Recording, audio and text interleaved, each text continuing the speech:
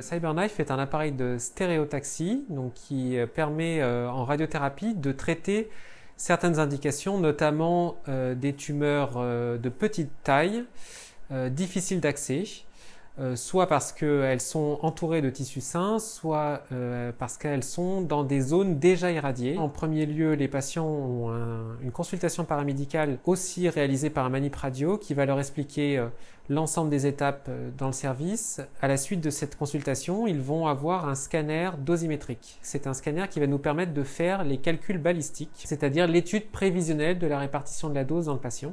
Il est réalisé en position de traitement et dans les mêmes conditions que le traitement. Donc si le patient respire pendant le traitement, le scanner va être réalisé en respiration libre.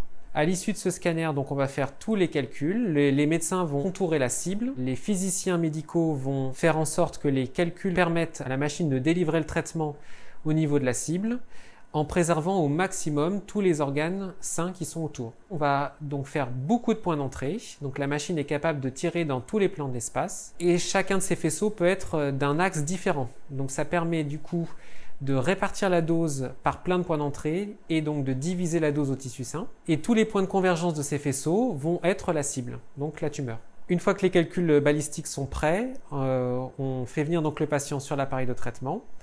On le réinstalle dans la même position qu'au scanner dosimétrique. Donc le patient est habillé, installé le plus confortablement possible sur la table, puisque ce sont des techniques de précision, très forte dose, peu de séances, donc on fait de 1 à 8 séances. Mais par contre, chaque séance peut durer jusqu'à 2 heures de séance. La machine va faire une chorégraphie autour du patient. Le patient ne sentira strictement rien.